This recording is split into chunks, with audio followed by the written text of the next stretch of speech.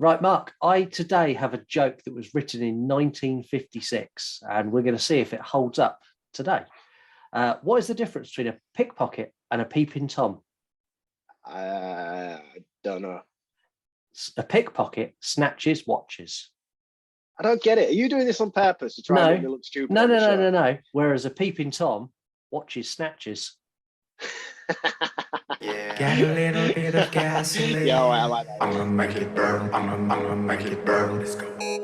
You are now listening to the You Run podcast, the only horror movie review podcast completely run and controlled, not by me and Mark, your hosts, but by you, our listeners. Hey, Scoob! We're on the radio, bro! You wanna die tonight? Zoinks! You choose the movies. You score them. You review them. You do it all. Because after all, this is not our show. This is your show. I'm your number one fan, Mr. Man! It's not perfect. It has its problems. The You Run podcast. It was just weird. I don't know. Like, it's like a weird vibe. The You Run podcast. Bitch, you better not forget about me. Don't you ever forget about me. Hey, this is Naomi Grossman, best known as Pepper from American Horror Story. Hi, it's Imitation Dave. Buddy, you son of a bitch. Just make sure you fucking listen. This was fucking incredible. He's the one you need to blame. Get a little bit of gasoline. I'm gonna make it burn. I'm gonna make it burn. Let's go. Hello, welcome to the You Run podcast. My name is Scott. My name is Marc. Mark is decidedly unsheveled and a bit confused today because I am topless. Yes, it's a very, very hot day today in the UK, but that still does not excuse your behaviour. I think you like it because you're smiling. I can't see you. I have your screen turned off. Yeah, it's very, very hot here in the UK today, so I am in nothing but a pair of shorts. Well, or so Mark thinks, because he can only see my top half. And even that is slightly weird. We are the only horror movie review show completely run and controlled by you, the listeners. We work hard to try and bring you an entertaining show, and all we ask in return is that you give us a review. You can do that on Spotify or Apple Podcasts. If you do it on Apple Podcasts, write something really nice. We don't ask for you to subscribe to a Patreon. We don't ask for you to do anything really. And you could do it on the app you're listening to now. How are you feeling after last week, after your triumphant H4 on the show? It's nice to be back in the co-host chair, I'll be honest with you. As much as I was grateful for doing that episode, you've took something I loved and cherished and made me, by the end of it, hate it. So this is I feel like this was your evil plan, and this is what you planned all along, really. This is why I brought it up. Oh, sorry, terribly sorry. Something else I'm suffering with at the moment is another bout of COVID. So if I do cough, I apologise. Yeah, so you watched it how many times last week in the build-up to the show? Well, we usually record on a Friday, and I think from the moment it was announced the previous Friday, I think I had the weekend off, and then I watched it Monday, Tuesday, Wednesday, Thursday twice, and then again on the Friday before we recorded. So that's 6 times in 5 days. So what you're saying is you now are sitting in the same position as me with H4. No. I still idolise and love that film, but it may get a wide berth this season, I think. I'll maybe have to skip a year and come back to it the following. I'm going to take that as a victory. I feel I've won. Yeah, by the time we'd got to the end of that review, and I was like, fuck, I literally don't have the energy to try and justify this anymore. It's literally draining everything I have from me. We also on this show, we give shout outs for you. So if you call into the show, you get a shout out. If you take part in 3-word review, you get a shout out. If you give us a fact, you get a shout out. If you share your opinion, you get a shout out. And the most prestigious of all of these shout outs is the shout out that Mark does, where Mark scours the depths of the dark web that is Instagram, and he finds an account that we should all go and follow. So check it out.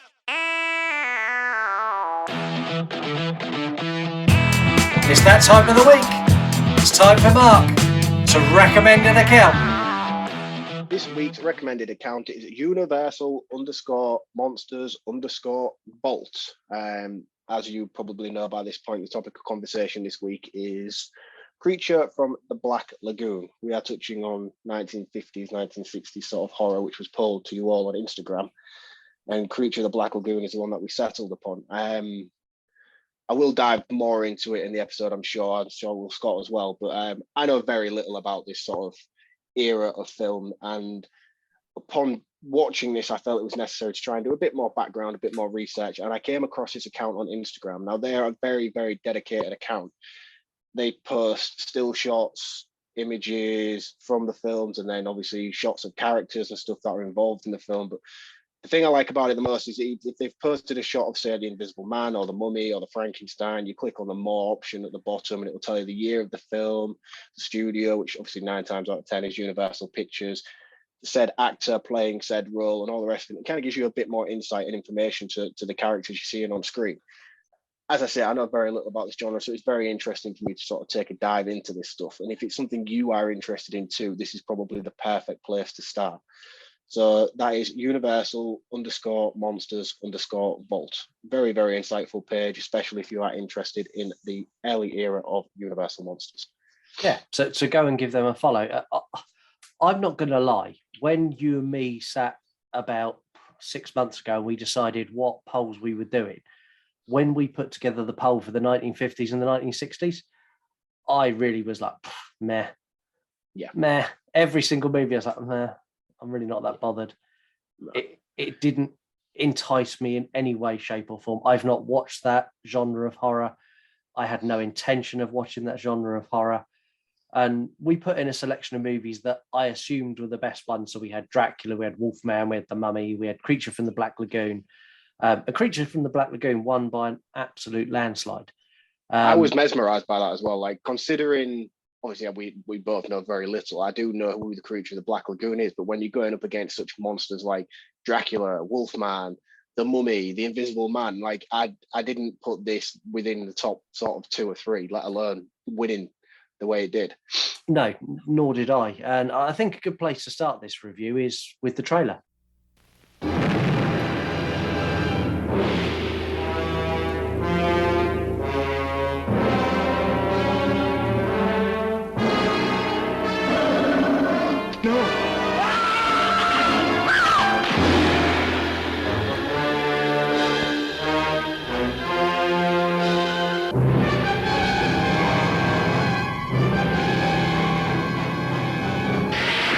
Science couldn't explain it, but there it was, alive in the deep, deep waters of the Amazon. A throwback to a creature that had existed 100 million years ago, immensely strong and destructive. A woman's beauty, the bait that brought it out of its lair. See underwater thrills never photographed before. See titanic underwater battles never dreamed of before in this most terrifying of the science fiction adventures.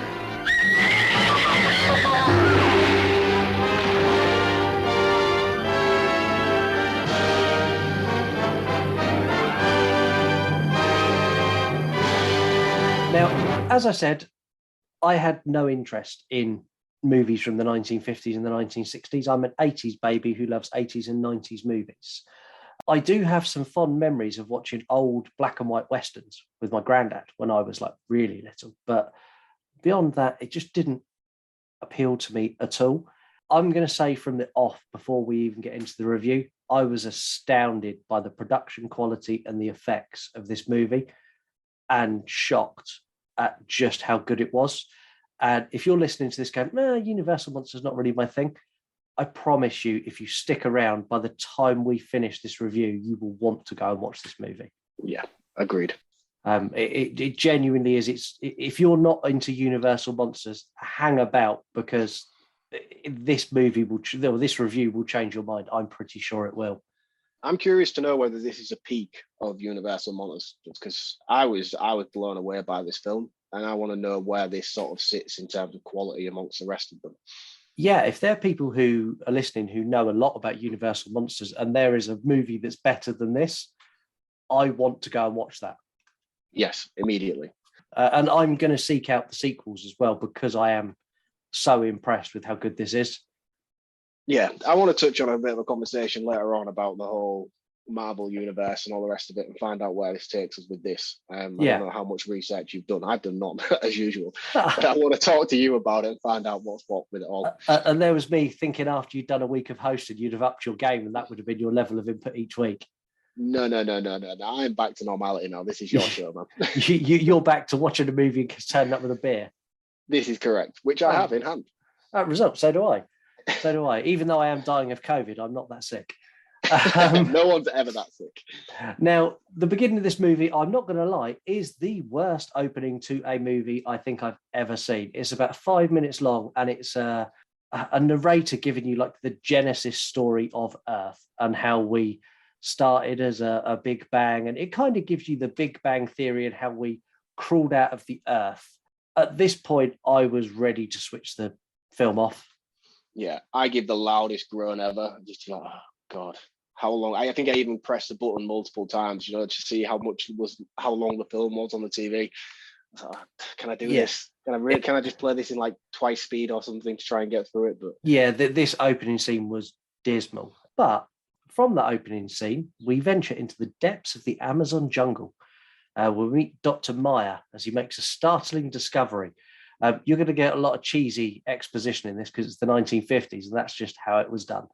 On the banks of the river, he found a fossilized claw, and with the help of two, I think the correct term here is two native workers, because at no point do they give them any more description than that. No, they would probably run a high risk of blackface these days, because these are very clearly white men with bowl cuts and a very heavy spray tan. Yes, this is not a politically correct movie for modern times. So no. Yeah, brace yourself. If you're very woke, this film may upset you on many, many levels throughout pretty much every scene. He explains to his workers that he needs to, so they cut this arm that's hanging out of the rock out. Yeah, I want to just say he's not a very good archaeologist, is he, at this point? Like, if you see something so historic and fossilized hanging out of a brick like this, you get your brushes and your Jurassic Park toolkit out and start shoveling away the dust. I mean, he just goes up and grabs this thing out of the rock and snaps it off and like, oh, I better take this back to America. Well, it was the 1950s. Did they make that much of an effort? Yeah, maybe not. No. Yeah, exactly. So once they've dug it out of the rock, he says that he needs to go back to the Institute, which I quite liked this. So he before he leaves, you get the first glimpse of the monster or the creature. You get a rubberized claw hand comes out of the water, scrapes across the dirt and goes back in. How were you feeling about the appearance of the creature at this point? I'm still not on board at all at this point on this film. There's a certain point where it finally grabbed my attention, and this wasn't it. No. The orchestral. How would you say that? Orchestral music. Score kicks in. Yeah, the music. Yeah. The beat of the music. Yeah. Come on, we're trying to be professional here. The orchestral. I can't even do it now. Orchestral score kicks in, and it's very much of the era, isn't it? Yeah. It's very heavy, very lots of. It's da da da and yeah, I just found it all very, very cheesy. And the problem I had is when you first start off with the Universal opening, the credit of the Universal pictures and all the rest of it, it feels so like it's heavily popularized in pop culture today, the way that people use it when they're sort of, you find it now, people still use that still black and white one, and then they transition it into a sort of a more modern thing. Yeah. And stuff like this is very much mimicked in spoof films as well, where they do like flashbacks, but they film them the same way that films were filmed in the 1950s. I couldn't take it seriously at this point. I kept thinking of all these things, and it was really, really hard for me to get on board with it, I'll be honest. Yeah, I found it hard at this point. I mean, I got on, but I'm not going to lie, I got on board pretty quick. So I got on board on this next scene. So on his way back to the Institute, he meets David and Kay. So David used to be his apprentice, effectively. He trained David, and David and Kay are out in the sea on this little pontoon, and they're investigating lungfish. He has a chat with Kay, which is a very, very sexist kind of, oh, hello, little lady conversation, which annoyed me. Where David comes up from underneath the water. When he gets back on the pontoon, they kind of have a bit of a catch up. I found this scene very, very odd, but found myself very captivated by the three characters. I found it I was interested in what was going on. And to be fair, David, in comparison to Meyer was very forward thinking. So he was very much saying that he was asking me why they hadn't got married, why David and Kay hadn't got married. He's going, well, she doesn't earn enough to make me a kept man yet. And I was like, well, that's a bit forward thinking for the 1950s. And then he followed that with like letting Kay get in and drive the speedboat, which I don't know if this was a kind of a political thing at the time. If this was look, a lady can earn good money being a researcher and she can drive a speedboat. But that's kind of the vibe I got from it. Yeah, you see, I wasn't paying that much attention at this point, I'll be honest. I didn't really focus heavily on the dialogue or really much of what was going on screen. I did, and I liked this bit. And I've got to say, before we get any further, the actress who plays Kay is one of the most beautiful women on the face of the earth ever. Yes, she is outstandingly beautiful. And I don't mean that like in a derogatory way where I'm judging anybody's appearance, but it is hard not to ignore how pretty and how beautiful this woman is. She is Marilyn Monroe hot. Yeah. And all of the male cast as well, to even it out, are all very much that kind of 50s gentleman, stylized gentlemen who are, every single one of these men could have quite easily pulled off James Bond. That was the wrong analogy. Yeah, but no, I know what you're saying. That's what you're saying. Yeah, and saying that though, I think David would have made a really cool James Bond. Yeah, really, really cool. And I really like this. This is where I got on board. So from here, they all go off in their speedboat. And they go off in the speedboat and they go to the institution where we meet a man called Marc, who is... He's a dick. He's a dick. He's a chauvinistic male dickhead, and I really disliked him. Yeah, I didn't like him at all. So they're having a conversation about getting a team to go back and continue the dig for the fossil. And the fossil's handed to Marc, and this bit cracked me up because he's holding it, one with bare hands and two with a fag in his hand. Yeah. I mean, how weird was this place, by the way? This institute looked, speaking of James Bond, it looked like a James Bond Austin Powers evil lair thing with the giant fish tank in the background, and it was very, very sinister. It was very sinister, but I did quite like it. And the bit where he's got like the cigarette in his hand and then he kind of moves the fossil from one hand to the other. He puts the cigarette in his mouth as he transfers it over and then takes it back to the other hand. I was like, this is so not today. It's rare to see anyone even smoke a cigarette on film now. No. I recently just watched a Netflix comedy special. I don't know if you see the new sort of comedy specials have been dropping at the minute with celebrities and friends. There's like a Pete Davidson one, and I watched a Snoop Dogg one the other night, and they were all there drinking and smoking joints on stage and stuff. And I'm like, wow, man, this is crazy. I mean, I know there's some states in America smoking weed's legalized and things now, but it's very weird to see that on screen. That's how much it doesn't happen anymore. No, it really doesn't. We've been conditioned not to see that now. Yeah. And it really surprised me. And it kind of, it got a chuckle from me. I won't lie. We get a flashback back to the camp where the two native assistants are getting settled down in their tent. And we get the first look at the creature as it comes in and kind of it almost Michael Myers them, manhandles them H4 style to the floor. H4. Of course you do. Yeah. This is where I was on board though. This is my point where I was like, oh, okay, here we go. Yeah, and I liked this because they showed you the whole creature, which I've got a real issue with, but they done it in a way where they showed me the creature, but they didn't really show me anything at all. You saw kind of a couple of shots of the creature and people screaming and then a tent shaking. I liked this. Yeah, it was more just like a swipe and a knock really than it was anything else. You see bits of the back of his head and stuff, but you don't see an actual full-on front face, or do you? You do, but it's seconds, so quick. But yeah, I liked this, and by this point I'm fully invested and I'm really interested now to see what happens. We meet the expedition team as they get onto the broken down Rita, the river vessel, where we meet the best character in the movie, Captain Lucas. Yeah, I like him a lot. If he was not the inspiration for Quint from Jaws, I don't know who was.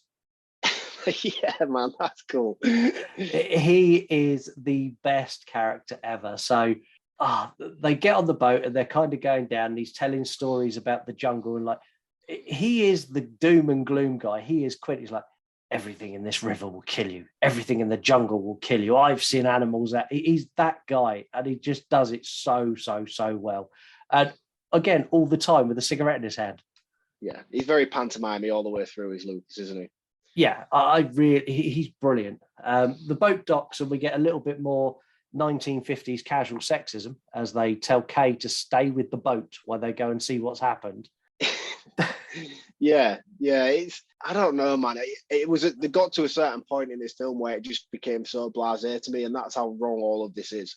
Yeah, there's a bit. I think the line was, "You stay here, little lady. We'll go check this out." I was like, "Fuck off." Yeah, man, you would get a high heel to the forehead if you did that to somebody now. Yeah, I was like, "Fuck off." Do you know who Ellen Ripley is? Do you know who she is?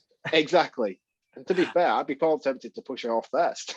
You go check it out and then come back and let me know it's safe. Well, that's how we've progressed as a society. This is equal rights. Exactly. They discover the two assistants' bodies and then just carry on with their day. Yeah, I mean, they claim it's jaguars, don't they? And yeah, but there's you can see in Luca's face that he's like, no wild animal has done or caused this. But they don't do anything. They're like, oh, look, there's two dead bodies. Oh, let's go dig out the fossil. There's no sort of burial scene for these characters. As far as I'm concerned, what I've been shown, they just left them in the fucking tent and got on with it. Yeah, do you think this is because they're natives, or do you think if these were American men, they would have had some sort of service for them? I don't know. I don't want to dive that much into it, but it did kind of, alarm bells rang. What has happened to those two bodies? Yeah. So they go in and they start digging back out the fossil, the rest of the fossilized arm. It then cuts, sort of, you get these kind of fade in shots that for me were quite reminiscent of The Exorcist, where you get like a shot and then it fades and then you get another shot and it fades. And it's kind of like almost like the opening scene of The Exorcist where they're doing a dig. It was that, but on a very 1950s style budget. And you find out 8 days have elapsed and they've not found any more of the fossilized arm. No, it turns out that there is nothing there within the rock. And I think, is it David or is it Mark that comes to the conclusion that this is possibly a landslide reminiscence, and if it was to be anywhere, it would be washed downstream and they should follow the river to, if it's going to be anywhere, it's going to be at the river's mouth, which is the lagoon, which Lucas explains. Yeah, Lucas explains. Yeah, this is where Lucas jumps in and goes, the Black Lagoon. People have gone down to the lagoon, but they've never come back. Yeah, like it's a black pearl. He's so good. To be fair, he would have made a cracking Captain Barbosa. Yeah. What you been doing with my ship? So after he gives this doom and gloom story about how no one's come back, Mark, being the kind, handsome, charming, nice guy he is, goes, yeah, that's a great idea. Let's go and have a look. I just stared, stunned. He's like, yeah, I know people who've been down there. No one's ever come back. Mark's like, great, right, let's get the boat ready and we'll head down there. Yeah, because he's thinking about the prize, isn't he? He's very, he can't have come all this way to go back with nothing. And he's willing to risk everybody on board to try and find it. Yeah, and they quickly jump back on the Rita and they navigate down the river. We get a quick scene where David and Kay start planning their marriage. And it's quite a romantic scene. And then it's like all hands to the pump as they need to get through the narrow entrance into the lagoon. And all of this, I kind of found it was pointless. It didn't really have a place in the movie, but I kind of really enjoyed it. I don't know. I kind of think it circles back around to the end. I think the whole purpose of this is to explain that the only way in is through this narrow entrance. I missed that. Yeah. Good point. It isn't until now we've had this conversation now, but thinking about it, the way you said it felt very irrelevant. I mean, in a sense, it kind of makes sense that they're explaining that this is the only way into the mouth of the lagoon, and it is very narrow and tight. It's not a case of being able to go around or any other multiple exits. This is the only way in and the only way out. Yeah, and this is Mark, who just rocked up with a beer this week and didn't do any research. Tosser. Once they get to the lagoon, Mark and David get straight into the water, referring to their scuba gear as aqua lungs, because scuba had not been created when this came out. Mate, I have in my notes later on in like the last act, and Mark and David, and one of them says, I'm going to grab the aqua lung. And I was going to ask you, what the fuck is an aqua lung? It's because the Scuba Association did not exist when this movie was made. Ah, right, okay. So is Scuba like a brand? Scuba's thing. it's like a governing body. Right. So you need a scuba accreditation to go and do diving. And at this time, you needed nothing. You just needed an aqua lung, and you were good to go. In a similar sense that a Hoover is a vacuum cleaner, but everyone calls it a Hoover, even though Hoover's a brand model of a vacuum cleaner. Yeah, kind of that way. We get some underwater shots here, which are top notch, but I'm not going to touch on them here. I'm going to come back to them in a minute. They start searching the bottom of the lagoon for rocks because they want to compare the rocks to the rocks that come from where the fossil was and see if they can identify if it's the same rock, so they can work out if the landslide had made it all the way to the lagoon. While they're searching the bottom of the lagoon, they're being stalked by the creature effectively from the reeds. Yeah. This looked great. Yeah, really, really, really cool. Really Decades advanced of what it should be. Yeah, I mean there is stuff now that doesn't look as cool as this in terms of creature features featured around water, crocodile, shark films. I mean, I was in awe of majority of this opening scene in the lagoon. Yeah, I was. After a while, they get back on the boat, and it becomes apparent that there's tension between Mark and David all over Kay. It's not said on screen, but I get the impression that Kay used to date Mark before she fell in love with David. Is that kind of what you got? Yeah, so I picked up on it later on when she's having a conversation with the doctor regarding she owes him a lot, and I think he sort of built up her career and give her the training and all the rest of it required, but they worked in such close quarters. I think something romantic had blossomed between them that didn't end well. Yeah, and now I think there's sort of like this alpha male rivalry between Mark and David as the film goes on. Yeah, and if you're a lady and you're after either of these guys, there is no competition. Mark is not winning this. Mark is a cock. Yeah, but sometimes in that situation, the dickhead usually comes out on top, doesn't it? Oh, this is true. This is true. This is the reason you and me both have other halves, because we are the dickheads. You can speak for yourself, man. I'm a nice man. We get your wife on the show and ask the question. No. This is why I can say that, because she's not here. Okay, fair enough. Kay has had enough of this tension, so decides to go for a swim. This leads us into one of the most beautifully shot scenes, not just in this movie, but as far as I'm concerned, in the whole of cinema. I've never been so engrossed and engaged in effectively a silent with a bit of music underwater shot. It's fucking incredible. Yeah, I mean, it is so beautifully done. The way that it's such an iconic scene, and if you haven't seen this film, there is no doubt in my mind that you will not seen this scene, whether you've seen photos of it or you've actually seen it played out somewhere throughout the history of cinema. It's probably been used multiple times in multiple films. You can't really avoid it, but seeing it in its full duration like we do here was just spellbinding. It was so beautiful to watch the way they swim parallel to each other under the water, almost in symmetry as they dance through the lagoon. It was incredible. It really, really was. And I have some more stuff that I want to talk about regarding the creature, but I don't feel like now's an appropriate time to do so. But there is more that I want to discuss about this. Okay, I mean, I loved it, and to the point that the effort they put in to make the creature come so close to touching her but not actually touch her was outstanding. Yeah, it's almost like an innocent child, the way he sort of approaches with his hand and then pulls away, and then approaches with his hand again as if he's going to touch her, but then pulls away like he knows he shouldn't. Like a curious kid would when you're out shopping in the supermarket, you're like, don't touch anything. You can see out the corner of your eye them slowly reaching. Yeah, it was very much like that. And that scene is amplified when she stops to tread water and the creature's below her by her leg, and it kind of goes to touch and then doesn't, and then goes to touch, and then it kind of just grazes against her. Now, if this was me and something brushed against my leg in a lagoon, I would have swam for my fucking life. She dived under to see what was there. Yeah, I would have been gone instantly. I've seen way too many horror films to be hanging around to find out what's underneath. Yeah, I'm not in for a shark, an eel, an alligator, a crocodile, anything like that coming for my leg. I'm really up for that. But it was at this point where Lucas spots her and decides that she's too far away from the boat and shouts at her, and then decides to drive the Rita over to get her. She's like, what, 15 yards away from the boat? She's not even far away. No. She's obviously an accomplished swimmer. Yeah, and you can, not to pull this film apart, because I don't like doing stuff like that on such an iconic film, but you can tell when she goes back to the boat, she's laid on a dolly and it's pulling her through the water. Yeah.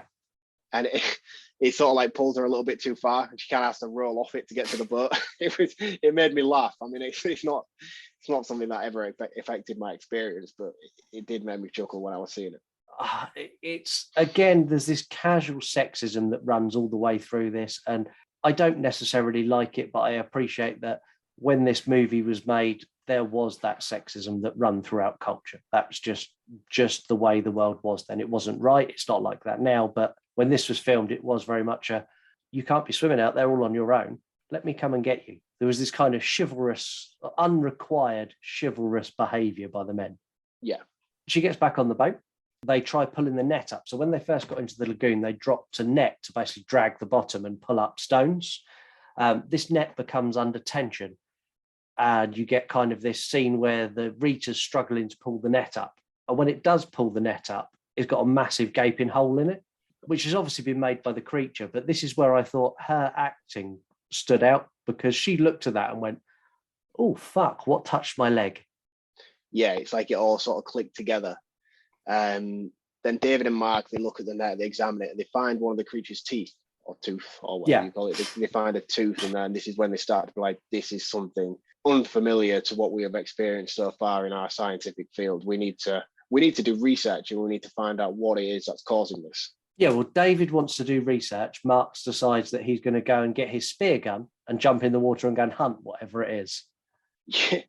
Yeah, Mark's not a nice guy, is he? No, he's really not. So they jump in. So Mark takes his spear gun, and David takes his underwater camera that needs 3 people to lower it into the water for him.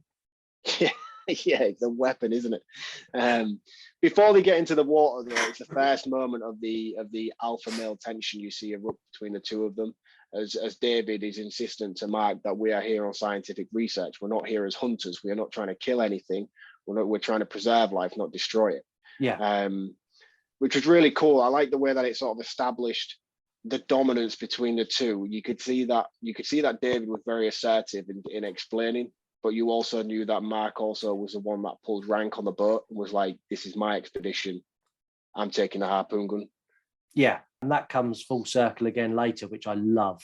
What they do is that they get into the water, and they find the creature almost instantly. Yeah. And they stalk it for a little while. And again, these underwater shots are amazing. Mark shoots it with a spear gun, which I love this, because the creature kind of looks at it as, the fuck did you do that for? It's almost like a Myers moment. He's like, fuck you, and just kind of pulls it out and swims away.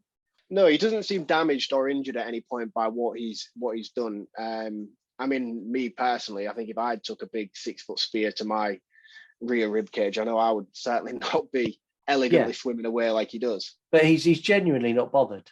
They get back on board, where you get Captain Lucas, who then tells so they come up and go, oh, we saw a man that looks like a fish.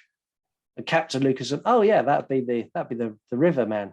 Yeah, I know all about him. Yeah, I heard stories about it. It's like, why have you not told them this before they're in the water? No, so they've gone to this distant lagoon, which is full of mystery and people not returning from. Yet there is a legend of a half man, half fish swimming about, and he fails to mention it to anybody up until this point. Yeah, which Lucas knows, but he's like, oh yeah, that I tell you what that is. That's the fish man. That's what that is. David is adamant he's got a photograph of it, and so think modern times. I got a photograph of it. You'd come up and you'd flick through your cameras. We get a scene where he actually develops a photograph on the boat. Yeah, this is really, really cool. I mean, like you say, it's one of those, isn't it? It's just so, it's hard not to appreciate the stuff that's unfolded on screen. We take so many things for granted these days with the flick of an iPhone and the capabilities we have with such items in our pocket day to day. Yeah. Watching this for me was just like, fucking hell, man, that's so cool that they have to do that. And do it's cool, but what a ball ache. Oh man, yeah, it's an effort. And yeah, So while they're spending 15 minutes to develop this photo, the creature actually jumps up on deck and drags one of the crew overboard and kills them. Yes, which is it's Jaco's brother who then starts ranting and raving that this is a demon that is hunting them down. And it was at this point that Lucas has a throwaway comment of the legendary fishman. Yeah, so Lucas is just great. I mean, this is also where Lucas goes, actually, I know something that might be able to catch the fish man. So I use this thing that a poison that I get from a tree, and you put it in the water and it takes the oxygen out of the water and the fish float to the top. Again, something that probably would have been useful to them prior to this moment. Yeah. I remember them having this conversation, but then I never actually saw it unfold. Did he actually use this here and then in the scene? Yeah, so what they do is they go and get the powder and they go out on the boat and they're kind of tipping it into the water, and loads of fish come to the surface, but not the creature. So what they do is they come back on and go, oh, it's not working. Lucas goes, oh, it's probably not going deep enough. So he makes them into almost like weighted, they're like Alka-Seltzer tablets that they drop into the lagoon pills. So they sink. And they do that again. Again, nothing else happens, and night falls. As night falls, the creature emerges and tries to climb onto the boat, and it's scared off by a lantern on the boat. They watch the bubbles swim away from the boat and then turn on the big floodlight, and we get the first proper full shot of the creature out of the water as it kind of jumps out of the water, roars, and then dives back in. I thought this shot. You see, I didn't know if it did dive back in. I thought it was like drugged at this point and sort of stumbled away and like started to pass out. It might have started interpreting wrong. No, I think it might have started to. It went back into the water, whether it was a dive or a fall. It went back in because they follow it off from this point, don't they? And this is when they go into the cave. Yeah, so Mark and David jump in and go in pursuit. Which, if I'd have seen that monster, not a chance in hell. No, so, I would not be in pursuit of this thing at all. No, so they go in, and that's when they follow it into the creature's lair. While they're knocking about in there, the creature kind of doubles back to the boat, kills another crew member, and tries to kidnap Kay, but it's too drugged, and basically it collapses. What do you think of the cage that David and Mark make? I mean, we both work in the construction trade. I know I could do better. I could do so they kind of do this, I don't know, they're kind of like these crappy bits of bamboo that they've lashed together with a bit of string. Yeah. And they put this monstrous big creature and go, oh, that'll hold it, that'll be all right.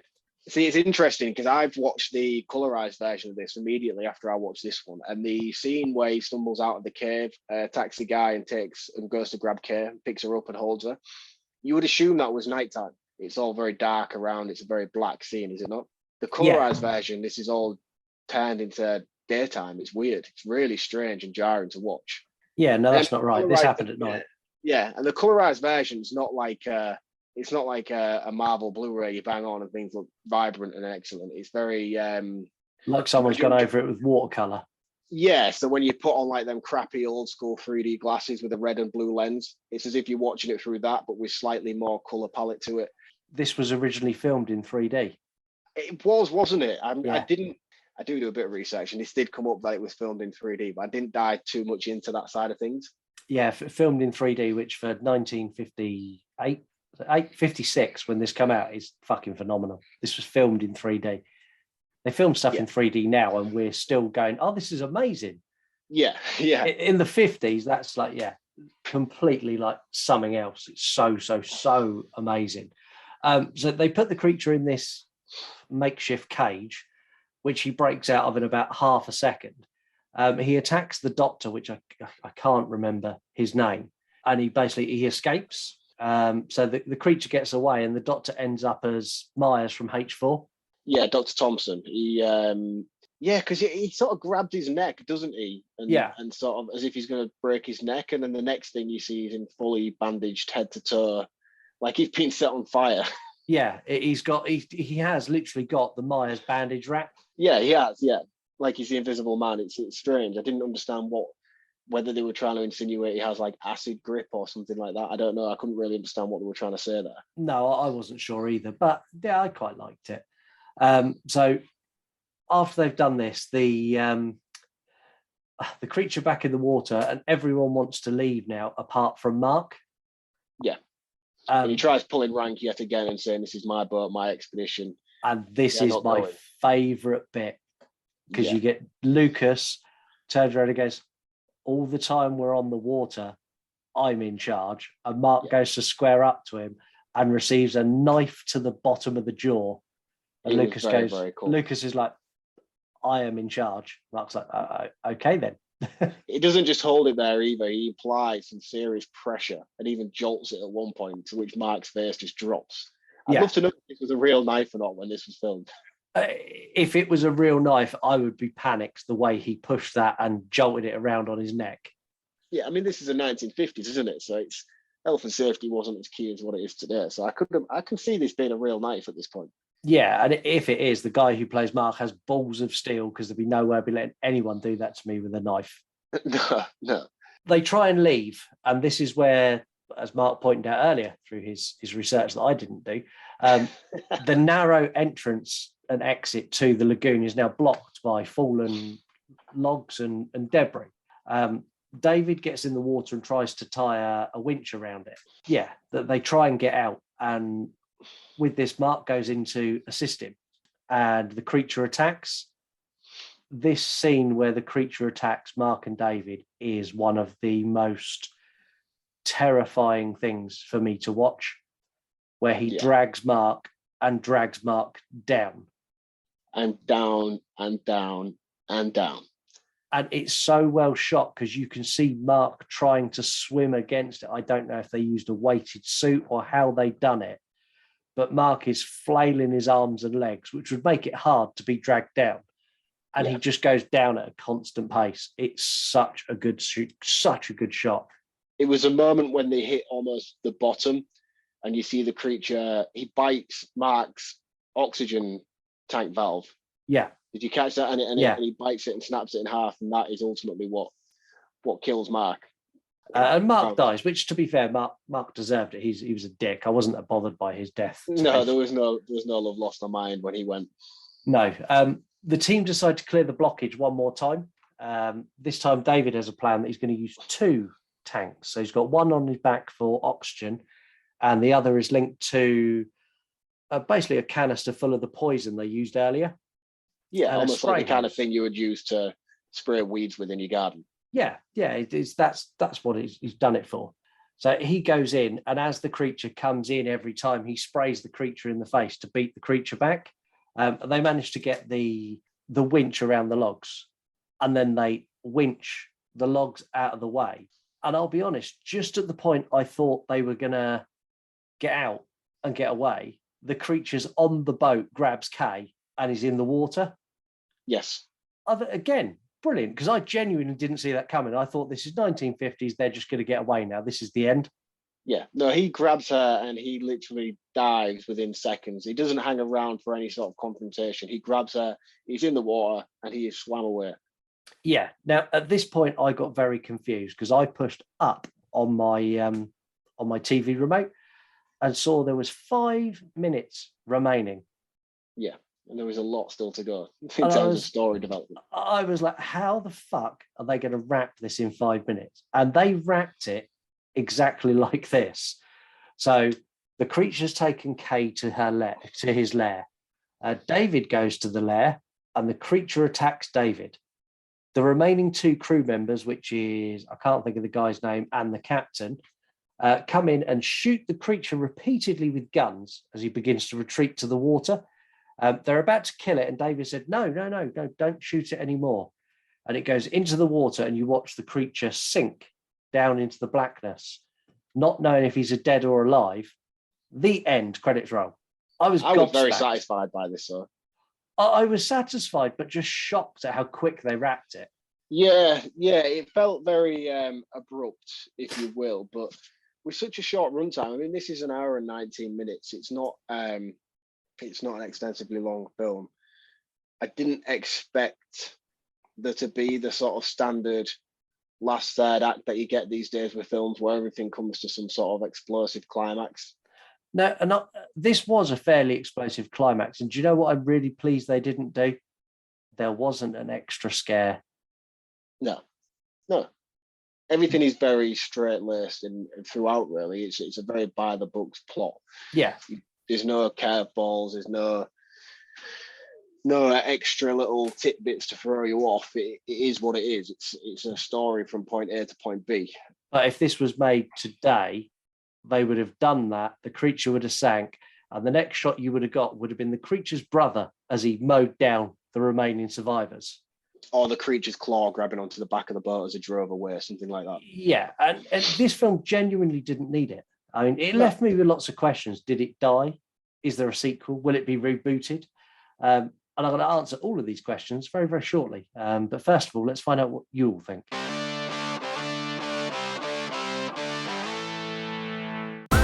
We wanted them.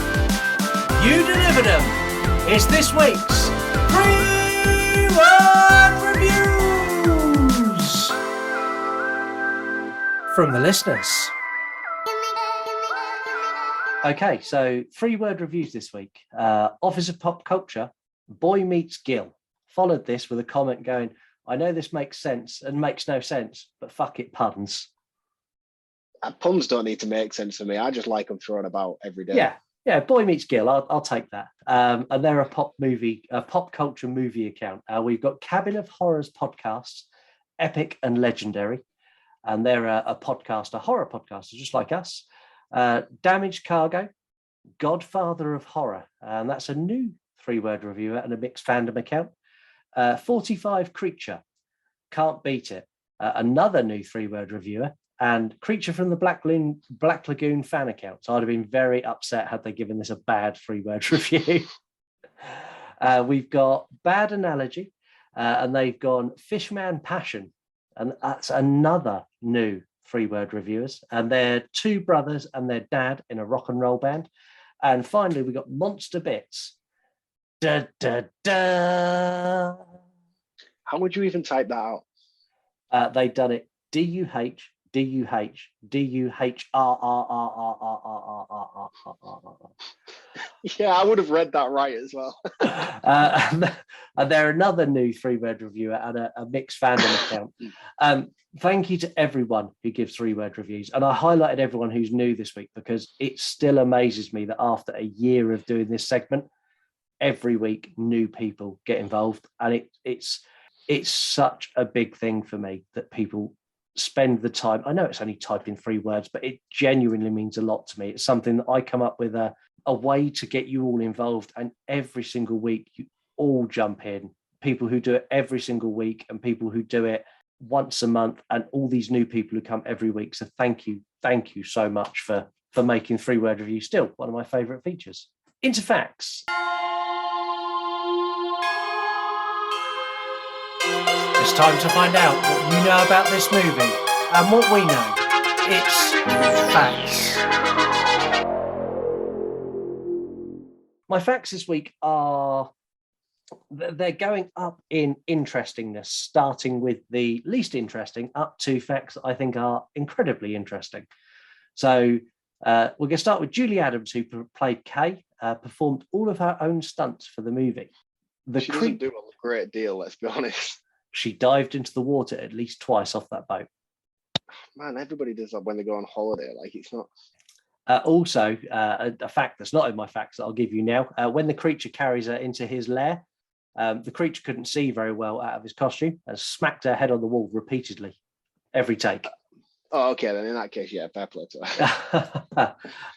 The creature itself actually appeared in The Munsters, Love Comes to Mockingbird Heights, under the name Uncle Gilbert. Yeah, that's cool. I haven't seen any of the Munsters. Like you said, this is opening a lot of new doors for me. I always thought with the whole new Rob Zombie remake thing coming out that I wouldn't be interested in it, but I am quite curious now after seeing this whether it would be worth my time going back and watching some of the older Munsters episodes. The Munsters series, there's 2 seasons. There's I think it's 18, might be 16 episodes in each. Worth a watch all the way through. I'm amazed it got cancelled. Absolutely amazed. This is the first film that Stephen King can remember watching and claims it had a huge influence on his horror writing. That's a cool little tidbit. If Stephen King takes inspiration from it, then you know it's a solid. Yeah. The scene where Kay is treading water near the surface of the lagoon, and basically entices the thing in, and it's coming close, and it's kind of the creature's almost touching her feet, is directly mirrored in the scene in Jaws where Chrissy becomes the first victim of the shark, and she's treading water. They're almost shot for shot identical as the shark comes in. That's interesting. I mean, that scene in particular was filmed in North Florida's Wakulla Springs. I don't know if that's correct or not pronunciation. Someone from Florida, I'm sure, shut me down on that. The majority of this film was actually filmed in a backlot in Universal Studios.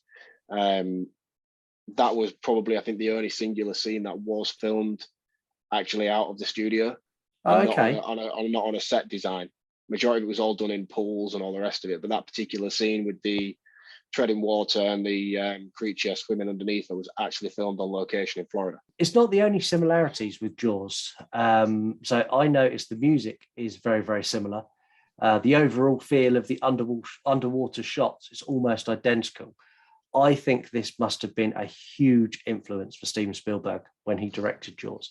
100%. Huge. I mean, if you're going to make a shark creature feature film based in water, you're going to have to. You can't not watch this without, especially if you're a filmmaker and you would have seen this film, surely.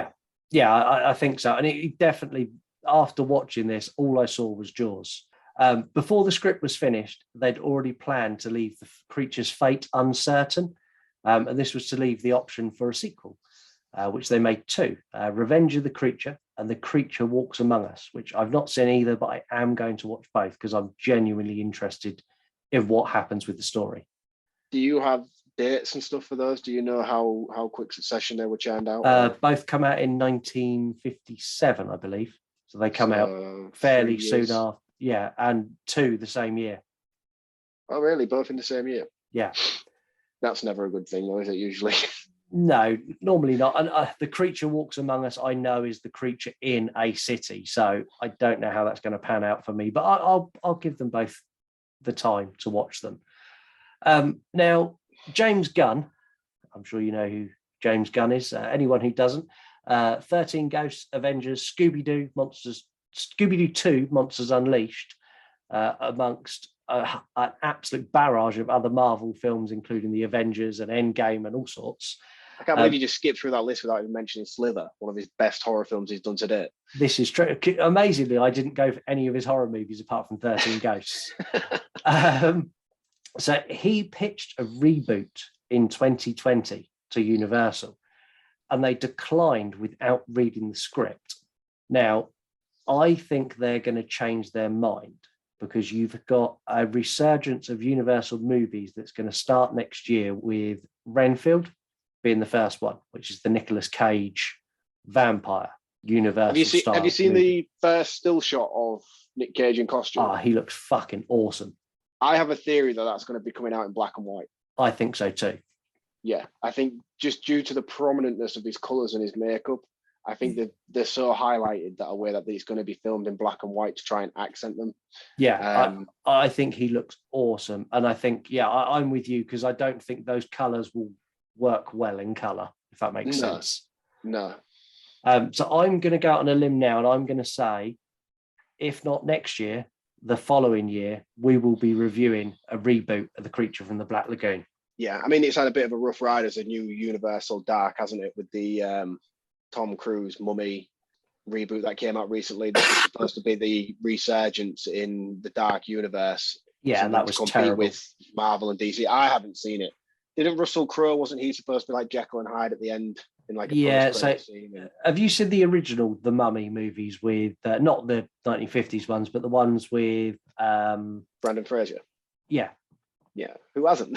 Yeah, they were awesome. So, I really like those. Imagine those, but with all of the humour taken out and Tom Cruise just being Tom Cruise. So it's a Mission Impossible film with an Indiana Jones twist. Exactly that. My final fact, and I apologise if I pronounce this name wrong, Riku Browning was a professional diver and swimmer who played the creature. He had to hold his breath for over 4 minutes to film the underwater shots. And the reason for that is the director thought because the monster or the creature breathes through gills, he's not going to be getting any bubbles out. so refused to give him an oxygen tank. That's a bit brutal. So is he a diver in any sort? Is he a professional swimmer? Yeah, he's a professional diver and a professional swimmer. But all of the shots he done just by holding his breath. There was no oxygen tank. So if you watch it back, there's no bubbles coming from him at all because he's breathing through gills. Yeah, you see, one of my biggest gripes with this film is there is actually two different actors playing the Gillman in this. You've got Riku Browning, who plays all the underwater scenes and stuff like that, and then you've got Ben Chapman, who does all of the on-land scenes. I didn't find Ben Chapman's on-land portrayal to be as elegant or creature-like as the way Riku Browning did in the water. No. The way he moves and the way the scales on the costume move with him in the water just was so mind-blowing to me for such a film that came out in the 1950s. It looked so incredible, like it was almost that good and that fluid the way they moved in sync with each other that it felt like it was like a Marvel aftermath CGI costume on top of him. I mean, you can clearly see that this is a rubberized costume, but I'm just mean the way that it moves and the scales move with his body and stuff was so cool. And the movements of the actor himself in the water just didn't portray well onto land. He felt very wooden as a character when he was almost robot-like when he was on land, and I would like to have seen him, instead of doing the robot zombie style walk, more like you would like a Gollum kind of character, like Crouch. Or Predator. Yeah, like a Predator kind of character would have worked as well. But I think for me, like personally, I would have seen like a more Gollum-like character, the way if he jumped on a boat and he sort of crouched down on all fours and crept on his hands or something like that. That would have been a lot more. Got near Kay and went, "My precious." And as they come near him, went, "Dirty little hobbits, get away, it's mine." Like that. Yeah, probably without that though. Without that bit. With the oxygen for the creature though, they actually abandoned that in number 2 and number 3, which I'm a little bit disappointed about, because they got a different diver to play the creature, and that diver went, "There's no fucking way I'm getting in a big rubberized costume and diving down in the pool when I've got no oxygen tank. You could do one."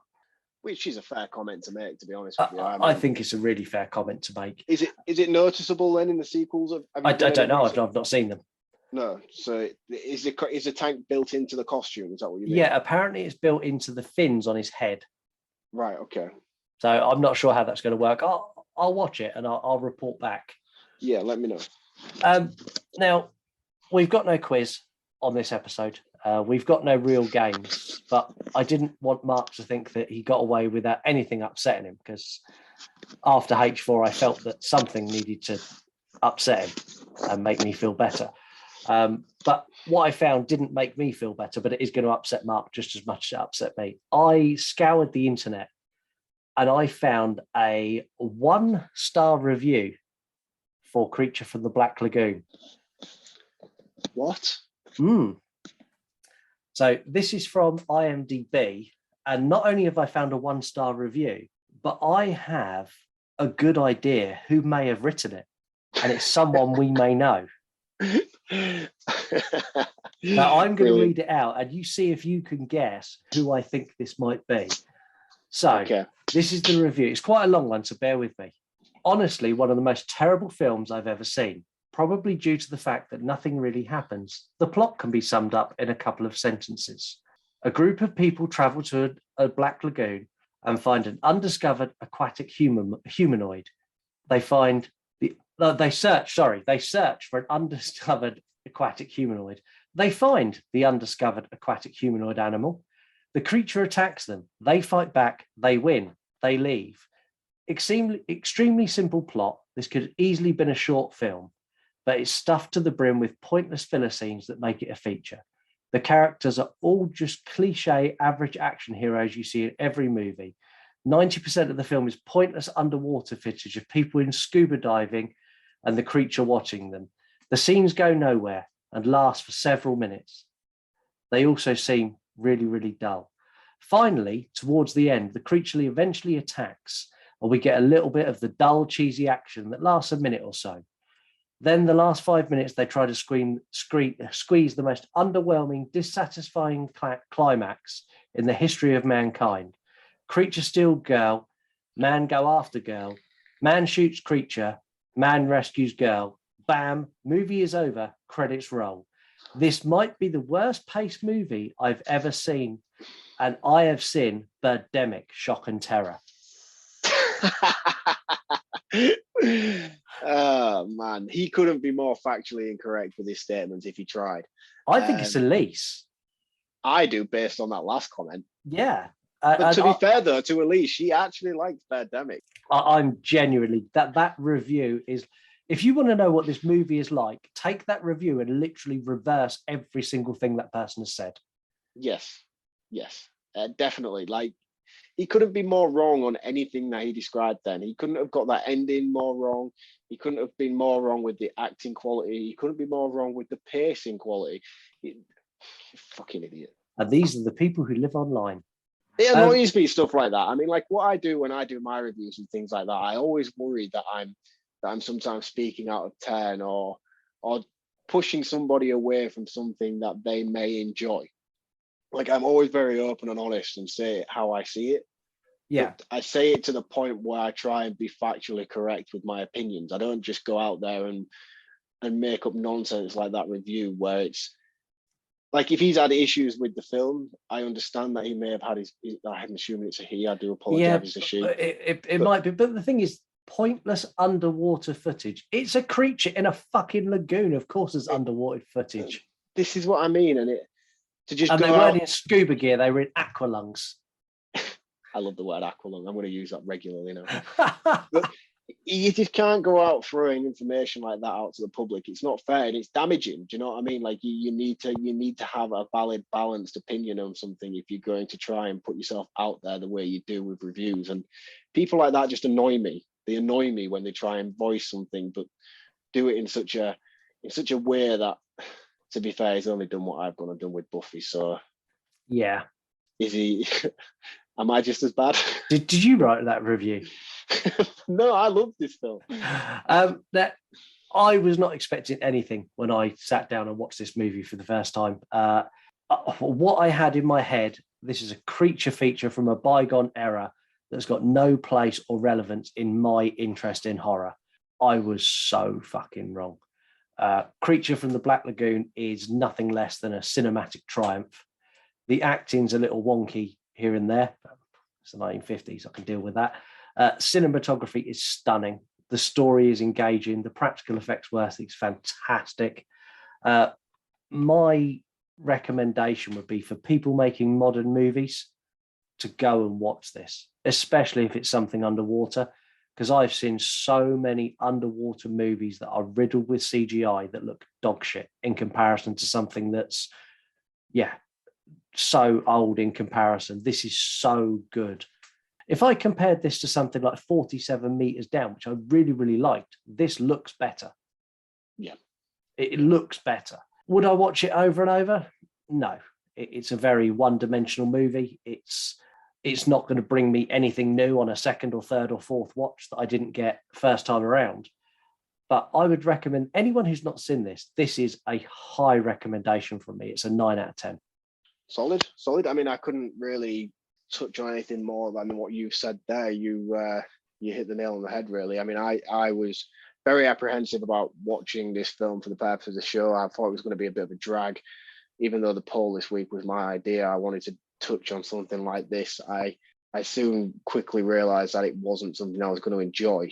10 minutes in, I couldn't have been more wrong. I was so engaged. I thought the performances were outstanding. I didn't think there was a wonky performance in here. I know you may have some issues with a few of them, but I didn't find anybody particularly to be noteworthy of being rubbish. I mean, everybody felt genuine and authentic. Even the professions who were trying to display on screen felt very, very, very convincing to me. The underwater scenes, like you say, are outstanding. And yeah, with stuff like 47 meters down, where it's very heavily CGI'd and green screened and glossed over, this felt very authentic and real, and which is something why I like practical effects in films. Yeah, and don't get me wrong, I love 47 meters down. It was a great film. Me too. I couldn't speak highly enough of that. It's one of my favorite shark films, but it is a very heavily glossed CGI computer generated film, whereas this feels very real. And I think that's what impressed me the most about it, is how real everything felt. And coming from an era of technology where things weren't as easily manipulated like they are now. A lot of work must have gone in to contrive and make these scenes, and I was more intrigued and curious throughout my viewing of it, of like, oh, how did they do that? Oh, that's amazing. For 1950s, where they haven't just glossed over it with a CGI render, how did they make it look the way it made it look? I thought the film was outstanding. You say you wouldn't go back and watch it again. I'll probably revisit this, I think. I won't make it a priority in terms of other things. I definitely want to go back and try and hit on some more of the Universal Monsters stuff before I maybe revisit this again. But I would never say that I won't ever watch this again, because I really enjoyed my time with it. I think one of the biggest gripes I had walking away was the change in actors through the Gillman. The Land stuff I felt could have been portrayed better and had a little bit more passion put into the way he displayed him on screen. But that could have been a directorial cue. He could have just been told to perform it that way. That might not necessarily be a problem with the actor. You might have taken the guy who did the water stuff, I forget his name now, even though we just said it. He could have, Rico Browning, you could have taken him and put him to do the land stuff as well, and he could have given just as wooden and robotic performance, because exactly. That is what the director wanted him to do. So even though I had the conflict between the two actors, it's not necessarily the actor's portrayal that I had an issue with. It was more the direction, and they decided to take the character when he was out of land. But it weren't enough to bother me. This is just a small nitpick overall in a really, really solid film. I feel like your score was maybe a little bit too high for what my experience was. I'm going to give it a 4 out of 5. That's still a solid score. Oh, it's a very solid score, yeah. And it's a very, very solid film. And I would heavily recommend it to anybody, especially if you haven't watched anything from this era. Yeah, I hadn't watched much. I've seen the odd bit here and there, and I had no interest in this. And this genuinely blew me away. My score is based on the enjoyment I had, but it's got extra points purely because of how shocked I was. Yeah. I was genuinely stunned when I watched this film. Yeah, I mean, I watched this a couple of days before you, and the whole 2 or 3 days after, I was texting you every day, like, have you watched it yet? Have you watched it yet? Have you watched it yet? Because I just wanted to know how you felt and whether I was just being giddy over it for no reason. It's a really, really cool film. If anybody's out there who knows more about this information, and I'm mainly talking to you, Angel, because we've spoken about this and I know how passionate you are about these films. Is this universe something that needs to be watched in synchronized in order? Do you need to watch? Yeah, do they link together? I'm interested in that as well. They do, from what I know. And I do know that some characters switch over, so you'll get like Wolfman in a Dracula film, like the same way you get them, the same way you get the Marvel for cinematic universe today. This was the Marvel cinematic universe of the 50s, just very, very. I'm even more interested now. Yeah, my question is as somebody who has only just discovered this subgenre, do I need to start at any particular point? Yeah, I need Angel a list calling. from somebody. Yeah, I need a list from somebody of where to start and where to go through it. Yeah, so that's Angel, Voices of the Mausoleum. Call into the show, please, and explain to us where we need to start, because we're novices and we need some guidance. From a very, very old movie to next week, a very, very new movie, as me and Marc are off to the cinema, which we've not done for a while. We're going to come back to you next week with our thoughts on Jordan Peele's Nope, only 24 hours after it is released. Yes. Should we give a little pre-talk on where we think this is going to go and what our expectations are, or should we just save it for the episode?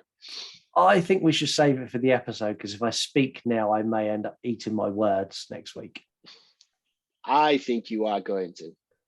Yeah, you and me have spoken a lot on this, and I'm not giving anything away, but I'm not expecting a lot. No.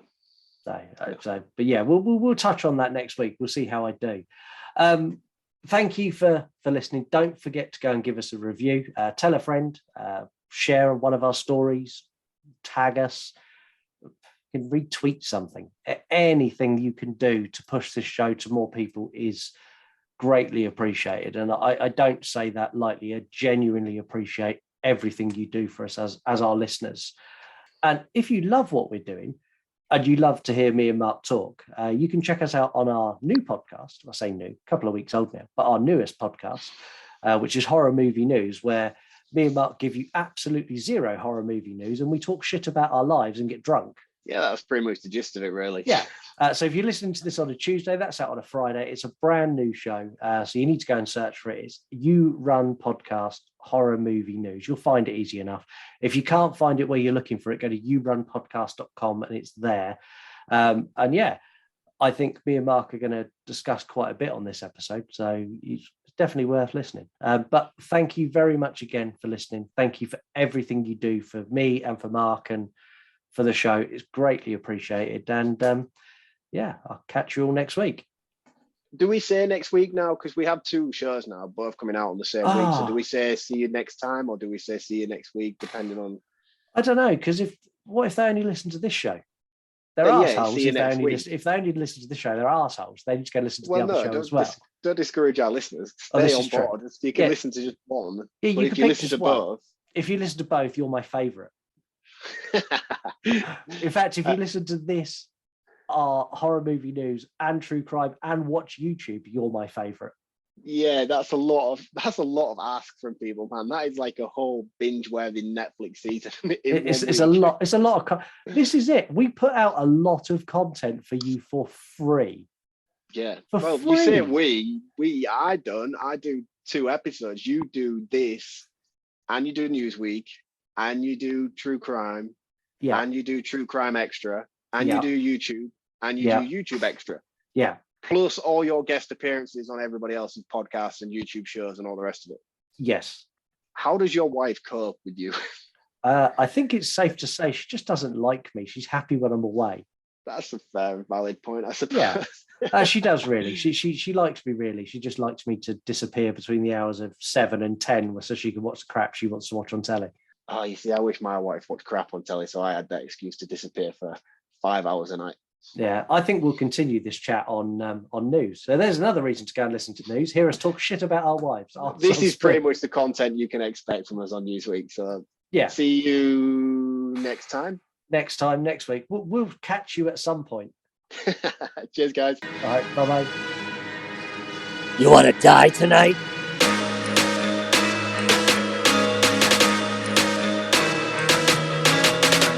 Thank you for listening to this week's episode of the You Run podcast.